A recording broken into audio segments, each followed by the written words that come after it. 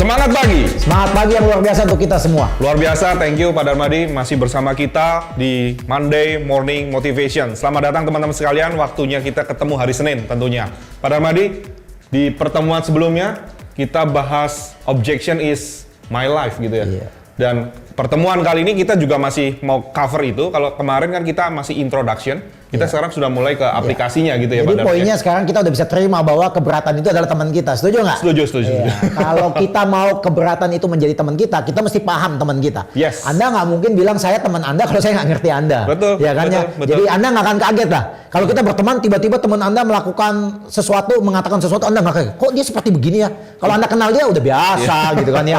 Kalau teman Anda kerjanya guyon, semua setiap kali ketemu pasti diguyonin sama dia gitu kan. Kalau teman Anda seorang yang serius, setiap kali pasti serius. Malah aneh kalau tiba-tiba yang serius jadi guyon, yang guyon jadi serius itu Anda akan kaget. Ini teman saya kok bisa berubah gitu ya. Nah, hari ini kita mulai masuk nih ya.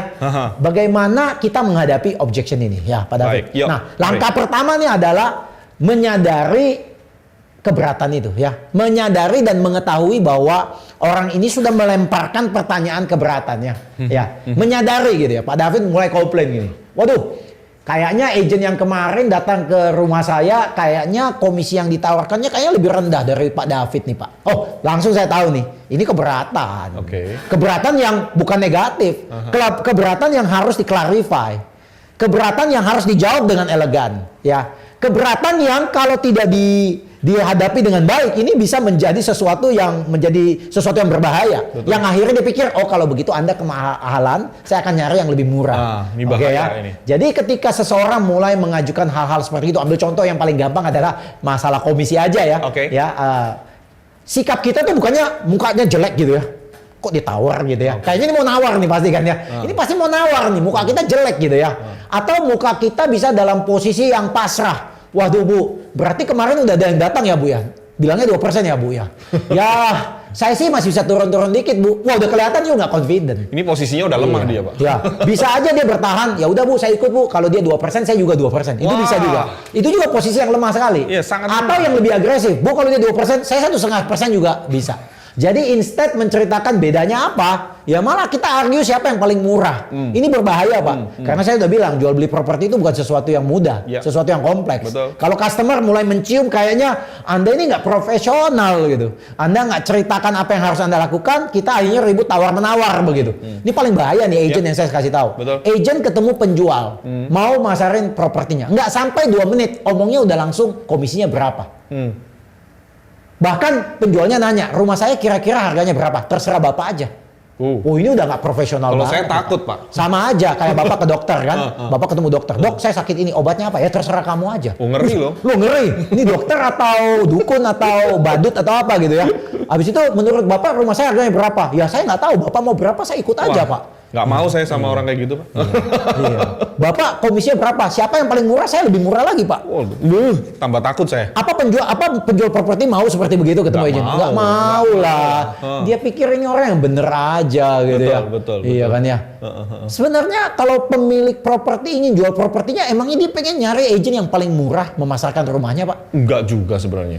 Kalau saya pribadi maunya pertama pasti itu. Iya. Kalau mau itu mestinya Bapak cari iklan dong di koran atau di internet gitu. Iya. Agent properti yang menawarkan komisi yang paling murah. Kalau ada saya banting lebih murah. Mestinya begitu kan ya? Iya. Nggak ada Pak. Kenapa nggak ada Pak? Karena sama juga karena hal ini penting Pak. Ambil contoh Pak David, ambil contoh nih ya. Jadi, Pak David kena penyakit otak begitu dan mesti operasi otak. Apakah Pak David akan cari di internet dokter mana yang diskon kebetulan 50% hari ini?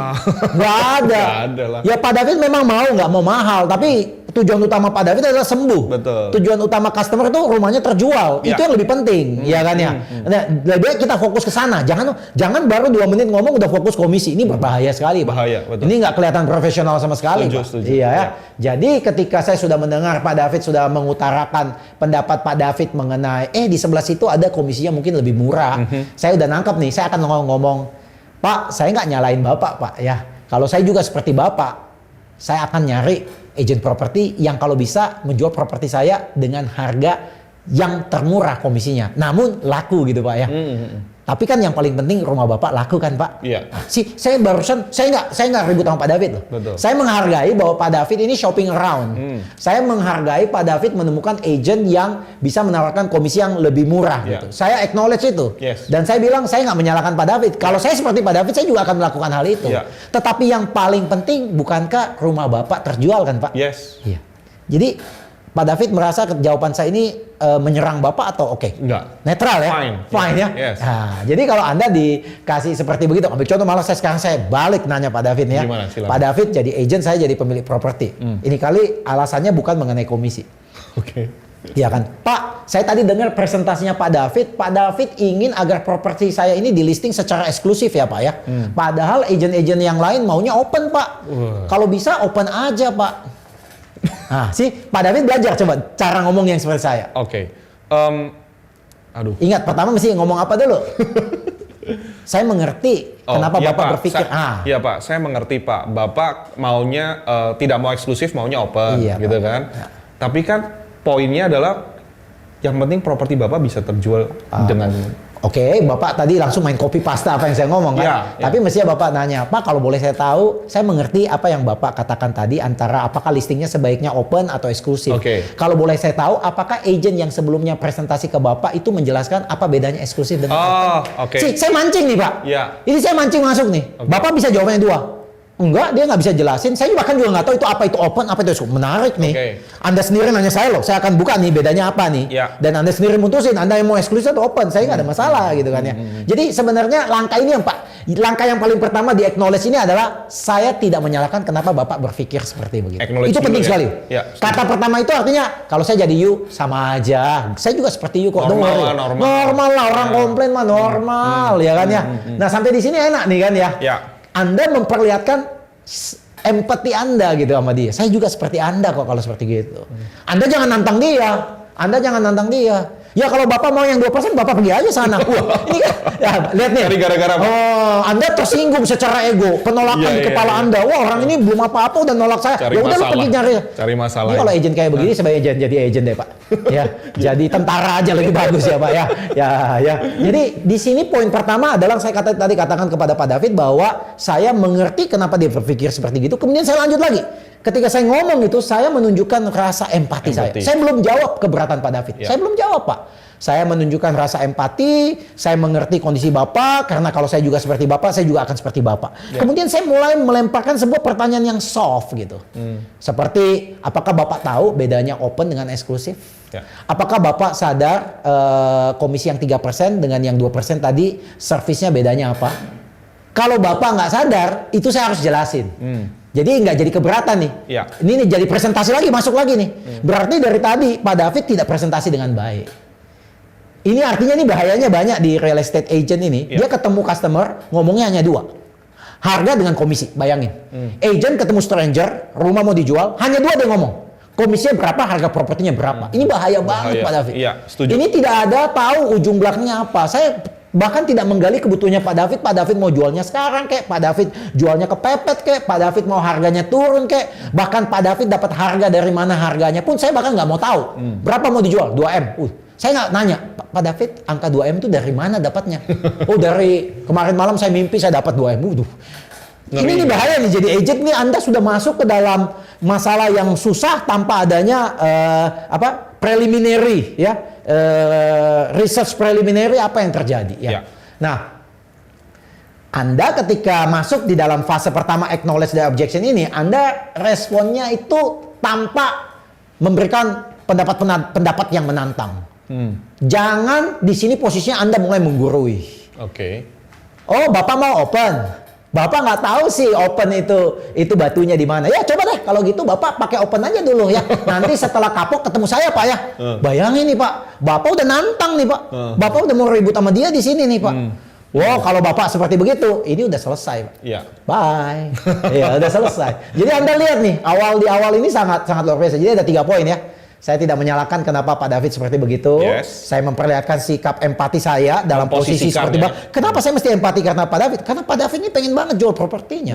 Mungkin Pak David punya keperluan yang lain gitu kan. Saya mengerti gitu. Kenapa Pak David pengen dapat uang sebanyak mungkin dari properti ini kan. Iya. Makanya Pak David berharap kan komisinya kecil gitu kan ya. Ya itu kalau propertinya laku terjual kan. Betul. Itu kalau propertinya dapat penawaran yang terbaik, Betul. ya kan. Tapi kalau penawarannya dapatnya tidak terbaik, kemudian prosesnya jadi acak kadut, Pak David juga sebenarnya nggak mau bayar yang semurah-murah itu kan ya. Setuju. Jadi ini poin di sini penting Pak. Ini kelihatannya gampang Pak, tapi poin di sini penting. Wow, menarik nih. Iya. Yeah. Nah, yang kedua nih kita masuk nih. Yes. Ini kedua lebih menantang lagi Pak, karena makanya saya udah bilang kita seorang sales saya selalu suka bercanda ya. Kalau seorang sales sudah kerja 10 tahun kemudian nggak berhasil, profesi apa selanjutnya dia lakukan adalah bintang film Pak. Karena dia sudah mahir Pak. Dia sudah mahir main film Pak. Dia sudah mahir bermain sandiwara. Iya kan udah siapnya masuk layar perak dia mestinya gitu ya. Ya. Jadi yang kedua nih ya. Anda tahu Tom Cruise? Yes. Tom Cruise punya real estate agent, Pak. Real estate license, Pak. Oh, license. Jadi sebelum dia jadi bintang film, dia real estate, Pak. Ya, bayangin, Pak. Jadi Tom Cruise itu terkenalnya gara-gara real estate, ya. Setelah dia nggak merasa cocok, dia pindah jadi layar lebar. Jadi kalau Anda jangan kaget ya, kalau nggak berhasil, ada mungkin ya. Ada mungkin slotnya ya di dunia perfilman. Oke, yang kedua. Ya, saya masuk ya. Jadi setelah Anda tadi acknowledge ya, yang kedua adalah Anda restate lagi nih, Pak. Restate artinya mengulangi keberatannya. Mengulangi keberatannya dan mulai menggali pertanyaan. Sebenarnya tadi saya udah tadi sih ada satu sesi yang saya sudah mulai masuk ke situ ya. Jadi restate ini artinya saya mulai memperlembut kata keberatan yang Bapak tadi sampaikan saya. Walaupun itu kan tidak tertulis itu keberatan, tetapi itu kan keberatan di otak saya. Tetapi saya berusaha lembutkan di otak saya dan di otak customer bahwa keberatannya dia itu adalah hanyalah sebuah pertanyaan gitu ya. Artinya Anda charge 3%, orang lain 2%. Nah itu kan bukan keberatan, itu hanya pertanyaan. Kenapa bisa seperti begitu sih? Apa bedanya sih? Nah itu kan pertanyaan sebenarnya kan. Jadi saya mesti softkan gitu ya, melembutkan supaya tidak terjadi agitasi dan konfrontasi nih Pak, ya kan ya, ya kan ya. Saya bahkan bisa mengatakan Pak David, saya mengerti kenapa Bapak berpikir seperti itu. Jadi yang menjadi pertanyaan Bapak, nih, ini saya masuk gini. Jadi yang menjadi pertanyaan Bapak, bisakah Bapak menjual properti ini tidak perlu membayar komisi 3%, tetapi hanya cukup bayar 2%? Bukankah itu pertanyaan Pak David? Iya. Langsung ke bukankah itu pertanyaan Pak David?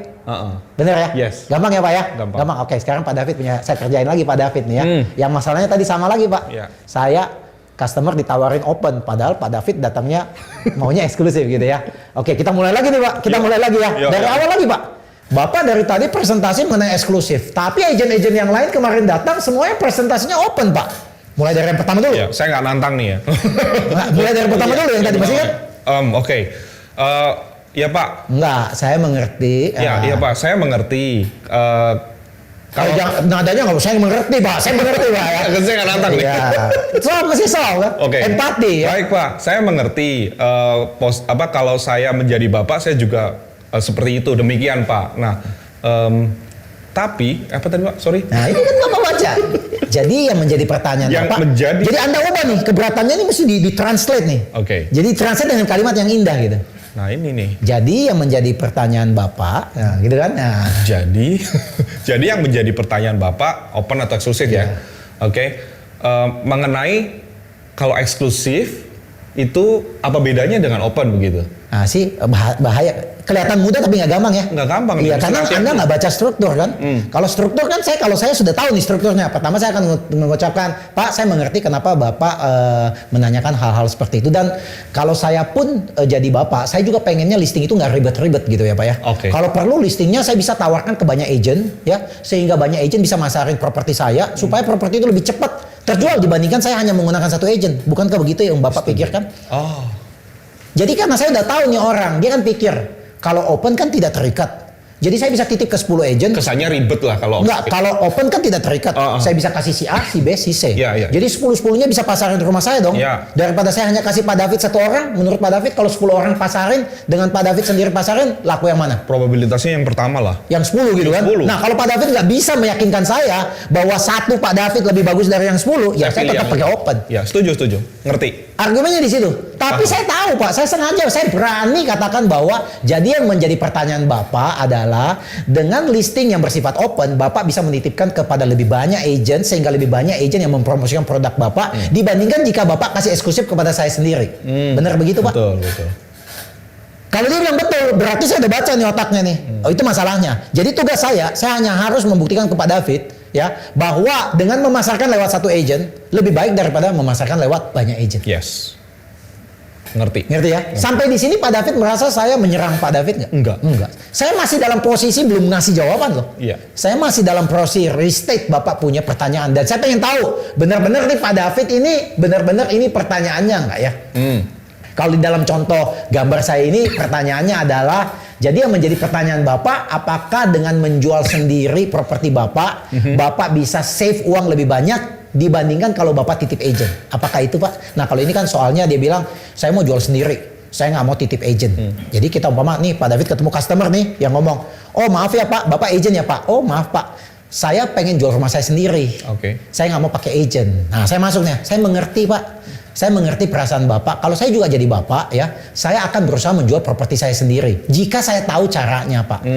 Kalau boleh saya katakan lagi, yang menjadi pertanyaan Bapak, akankah Bapak bisa menjual properti ini dengan usaha Bapak sendiri dan bisa mendapatkan uang lebih banyak dibandingkan Bapak menitipkan properti ini ke agent? Bukankah begitu Pak? Iya. Iya.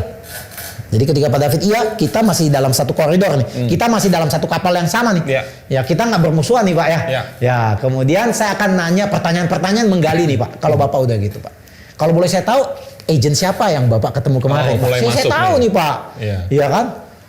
Agent A, umpama dia bilang gue, kemudian saya tanya kantornya di mana? Oh dia nggak punya kantor. Kemudian muka saya akan kasih lihat, nggak punya kantor. Bapak mau titip ke agent yang kantornya tidak ada. Bapak nggak takut surat-surat Bapak? Saya dengan bertanya saya tahu nih, saya bisa bandingin. Atau yang saya tanya what? Apa yang dijanjikan ke Pak David? Bahwa dengan komisi 2%, apa yang dijanjikan ke Pak David? Apa yang dia janjikan akan kerjakan untuk rumah Bapak? Kemudian dia bilang gini, nggak tahu, dia nggak bilang apa-apa.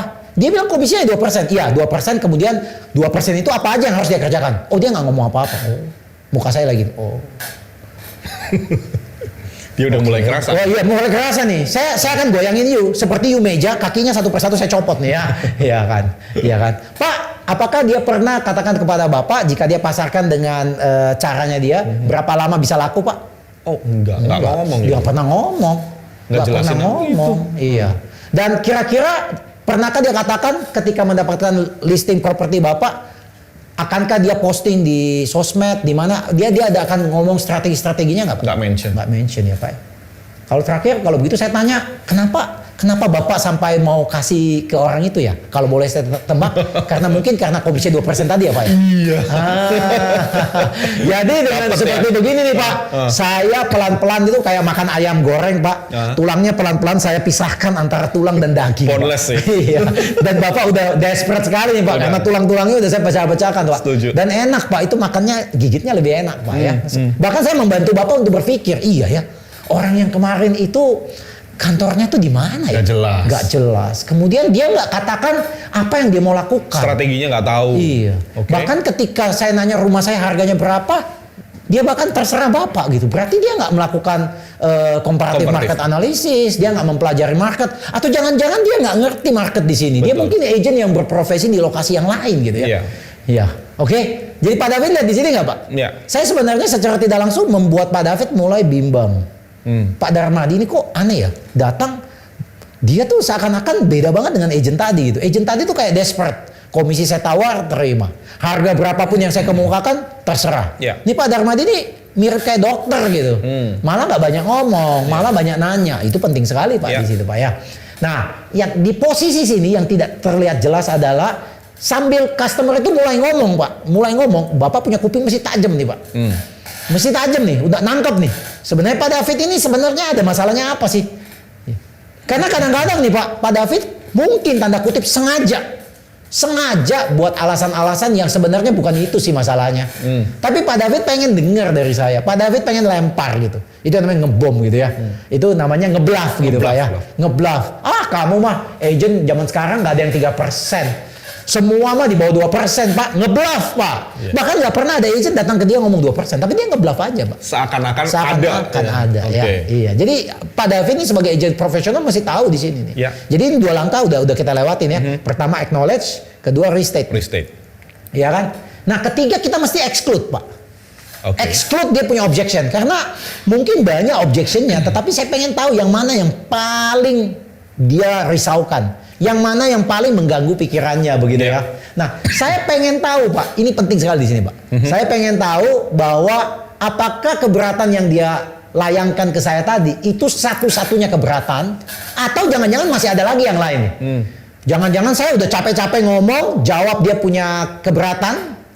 Kemudian dia bilang ada lagi satu, ada lagi satu, ada lagi satu. Waduh, ini berat nih Pak.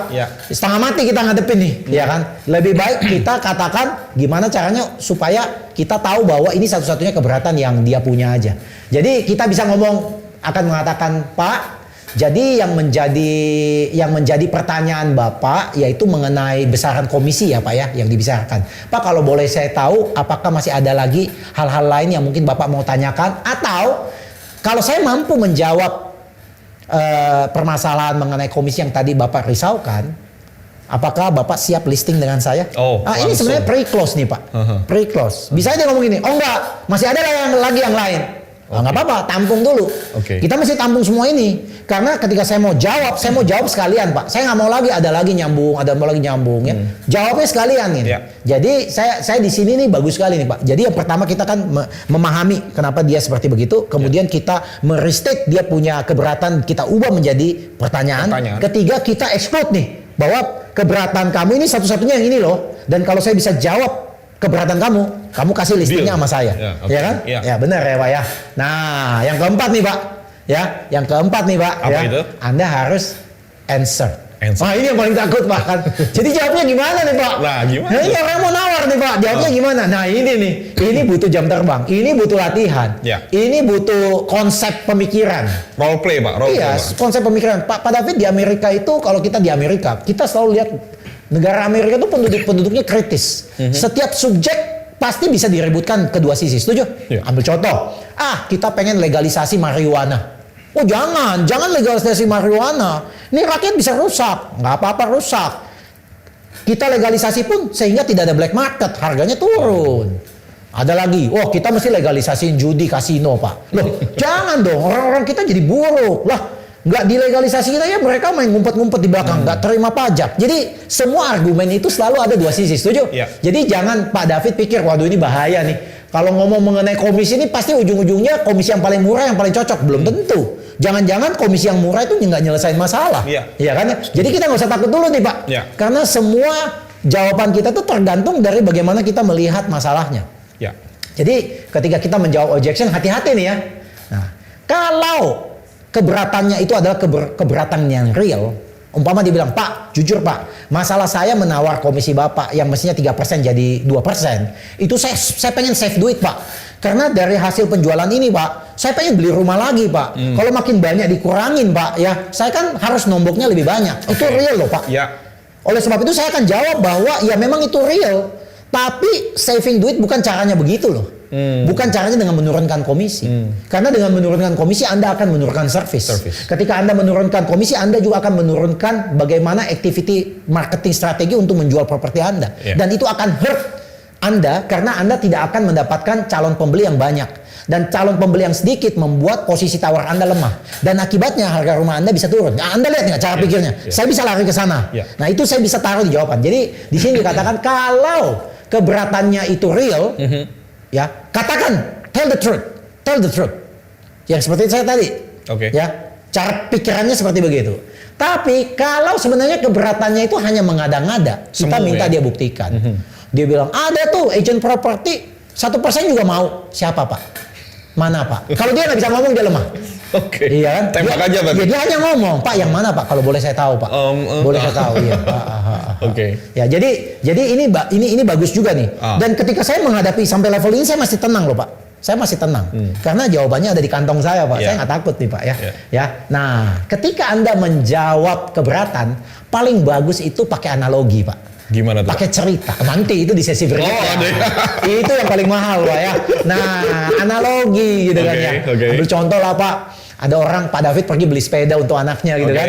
Kemudian Bapak udah mau bayar sepeda, kemudian kasirnya ngomong, "Pak, nggak sekalian beli helm?" Oh enggak lah, nggak perlu, anak-anak hanya di pekarangan aja mainnya. Kemudian dia akan ngomong, Minggu lalu Pak Hasan juga datang, saya tawarin beli helm, dia juga nggak ambil Pak. 2 hari dia pakai Pak, anaknya main di pekarangan, tiba-tiba ada motor senggol, anaknya jatuh. Sekarang masih di rumah sakit Pak. Pak David langsung bilang, kalau begitu saya beli 2 deh. Karena ada cerita nih Pak, analogi yang agak mirip dengan cerita Bapak yang nih. Masuk akal yang masuk akal Pak. Nah, analogi itu penting Pak. Penting Pak, ya kan? Saya bukan berarti bahwa kita bohongin orang, enggak. Karena kenyataan ini ada. Betul. Orang nggak beli helm jatuh kena kepalanya. Bener kan Pak ya? Jadi Bapak harus ikut Bapak punya dengan analogi. Ada orang ngotot rumahnya tidak mau eksklusif, maunya titipnya open. Akhirnya ketika semua agent disuruh pasarin rumahnya secara open, agent bilang, waduh kalau 10 orang pasarin kemungkinan saya nggak bisa laku. Mereka tidak mengeluarkan uang lebih banyak untuk kos pemasaran. Akhirnya rumah itu malah tambah lama tambah nggak laku. Ada cerita seperti begitu Pak. Bapak harus punya analogi cerita seperti begitu ya. Nah yang berikutnya adalah yang kita harus gali adalah keberatan sesungguhnya di balik keberatan itu gitu ya. Jadi sebenarnya yang saya tadi barusan udah katakan, keberatan nggak mau bayar komisi 3%, bukan 3%-nya. Keberatannya adalah dia pengen dapat net yang lebih banyak kalau komisinya lebih kecil. Itu kan sebenarnya keberatannya. Nah kita harus baca itu, jangan argue. Dia 3%, saya 2%, dia 2%, saya 1%. Itu bukan masalahnya itu Pak. Dia masalah hanya ngitung, dia bisa save. Bahkan kita bilang, Pak, kalau Bapak titip saya 3%, saya akan memaksimalkan marketing exposure terhadap produk Bapak. Sehingga produk Bapak mempunyai kemungkinan bisa lebih cepat laku. Dan kalau saya bisa jual rumah Bapak lebih cepat laku 2 bulan saja dibandingkan orang yang charge komisinya 2%, Bapak taruh uangnya di bank, 2 bulan punya bunga jauh lebih besar daripada komisi yang Bapak bayar ke saya Pak. Kalau itu menjadi masalahnya, you lihat ya. Jadi di sini nih, ini butuh logika yang baik dari seorang agent mencari keberatan sebenarnya di balik keberatan tadi. Ambil contoh, saya balik tanya Pak David lagi, saya kasih tugas lagi. Kalau satu orang tadi pengennya titip open, tidak mau ke eksklusif, sebenarnya keberatannya apa yang sesungguhnya? Dia nggak mau eksklusif. Dia maunya open. Tetapi di balik keberatan itu sebenarnya sesungguhnya apa yang dia pikirkan? Ya, selain komisi itu Pak. Menurut saya dia belum niat jual ya. Bukan. Kalau dia membandingkan Pak David, saya ditawarin open oleh banyak agent dan Bapak nawarin eksklusif. Dan saya keberatan dengan eksklusif, saya prefer agent dengan open. Karena di pikirannya makin banyak yang jual punya dia, makin cepat laku. Pertanyaannya apa benar seperti begitu? Tidak. Nah, itu keberatan sesungguhnya yang Pak David mau. Jangan Pak David bilang, oke deh kalau semua open saya juga ikut open. Loh, sebenarnya bukan itu keberatannya kan? Ngerti. Setuju nggak? Ya. Ini penting di sini Pak. Ya kalau nggak bisa nangkep di sini akhirnya kan, ya dia ngapain saya ikut aja Pak? Ya you tuh sales bener nggak tahu nggak sih? Ya. The real objection behind objection. Umpama dia tanya, can I get a higher selling? Bisa nggak rumah saya nih harganya 2M? Kita buka harga 3M dulu Pak. Tunggu sebentar. Kita nanya nih, kenapa ya 2M, 3M? Rumahnya kan hanya nilainya 2M. Kenapa dia 3M? Kemudian dia ngomong, nggak apa-apa Pak, biarin aja nanti kan ada yang nawar Pak. Jadi turun-turun gitu. Ada bahaya nggak seperti gitu? Bahaya Pak. Kalau Pak David iklan rumah 3M, pembeli ketika ngelihat iklan Pak David, otaknya pikir 3M, saya punya budget hanya 2M. Kira-kira dia mau lihat nggak rumah itu? Nggak mau. Berarti dengan seperti begitu, Anda menghilangkan chance pembeli serius untuk melihat rumah Anda. Bukan caranya begitu. Nah oke ya. Umpama lagi dia bisa ngomong ya, saya pengen rumah saya cepat laku, makanya saya pakai lebih banyak agent. Apakah begitu? Dengan banyak agent yang tahu you punya rumah you cepat laku. Sudah terjawab. Malah lebih bahaya Pak. Agent A bilang rumahnya harga 2M. Agent B bilang 1,8. Agent C bilang 2,3. Beda semua harganya. Kalau saya jadi pembeli, saya cek 3 agent angkanya beda-beda, apa yang saya lakukan? Saya cari yang paling murah. Cari paling murah. Udah dapat yang paling murah, apa yang saya lakukan? Jangan masih ada yang lebih murah. Akhirnya saya nggak beli-beli nih. Ya. Postpone ya. Postpone nih. Bahaya nih Pak ya. Jadi lihat nih Pak ya. Kita tahu nih ya. Jadi ini tantangan bagi seorang agent. Memahami pertanyaan, mengetahui cara pikir Pak David dan memberikan solusi dengan resep sesuai yang diinginkan. Oke. Nah, setelah Pak David jawab, Pak David jawab nih. Kita mulai invite action. Nah, setelah saya jawab, Pak David puas nih. Pak David puas, Mama jawaban gini nih. Pak, saya tadi jelasin Pak, jika Bapak memberikan listing Bapak secara open kepada banyak agent yang ada di sini, agent-agent itu tidak akan mengeluarkan maksimal effort untuk menjual properti Bapak. Kenapa? Karena di pikirannya begini, ketika saya iklan, mungkin dia datang, dia lihat spanduk orang lain, dia dealnya sama dia, uang saya keluar, deal sama dia. Jadi Yang awalnya Bapak pikir makin banyak agent involved dengan Bapak punya rumah, makin cepat lakunya, malah jadi nggak laku. Ambil contoh aja Pak, kalau Bapak masak nih, Bapak lagi masak, istri Bapak nambahin garam, anak Anda tambahin garam, semua mau involve, nggak jadi-jadi masakannya Pak. Bapak lebih baik kasih saya, secara profesional saya akan kerjakan, tetapi saya juga akan bisa melibatkan semua agent yang ada di luar sana Pak, karena saya bisa bekerja sama dengan mereka. Nah, setelah saya ngomong gitu, saya invite action. Kalau you udah ngangguk-ngangguk, saya akan tie down your answer. Jadi Bapak ngerti kan bagaimana caranya memasarkan, kenapa eksklusif itu lebih baik dari open? Yes. Bapak udah ngangguk nih, Bapak udah nggak ada ngomong lagi. Saya akan nanya, saya akan invite Bapak through closing ya. Dalam arti gitu, Pak, kalau Bapak siap memasarkan rumah Bapak, saya akan siap bantu Bapak. Bapak tinggal cukup tanda tangan di sini, saya akan siap bekerja. Wow. Silakan Pak. Oke. Sih, flow-nya enak nih Pak. Selesai Pak. Wow. Seperti begitu. Tapi sebelum kita tutup, kita ingatin lagi. Yes. Kita ringkas lagi Pak David. Yang pertama kita mesti acknowledge bahwa objection is my friend. Oke, kita sadar nih orang mulai keberatan. Ya, apa yang kita harus lakukan ketika kita acknowledge? Kita ngomong, saya mengerti kenapa Bapak berpikir seperti empati begitu. Tadi ya, keluar. Ya, empati. Karena kalau saya seperti Bapak, saya juga pikir kayak begitu. Yes. Ya, jadi itu yang kedua. Kemudian yang kedua adalah restate. Masih ingat Pak ya? Restate. Yang kedua kita mesti restate ya Pak ya. Jadi ketika kita restate, kita ubah dari keberatan itu menjadi pertanyaan. Jadi yang menjadi pertanyaan Bapak adalah apakah Bapak bisa ya mendapatkan hasil yang sama di dalam penjualan properti Bapak, apakah menggunakan 3%, 2% atau 1%. Nah, kalau bisa mendapatkan hasil yang sama, Bapak tentu akan pilih yang paling murah, bukan? Ya. Saya clear dulu nih supaya saya ngerti Pak David dengan saya nih masih satu kapal gitu kan ya. Kemudian saya exclude nih Pak. Selain dari permasalahan komisi tadi, ada hal-hal yang lain lagi yang Bapak mau tanyakan? Sudah tidak ada Pak Darmadi. Oke. Fokusnya udah di situ. Berarti kalau saya jawab nih, selesai kita nih ya.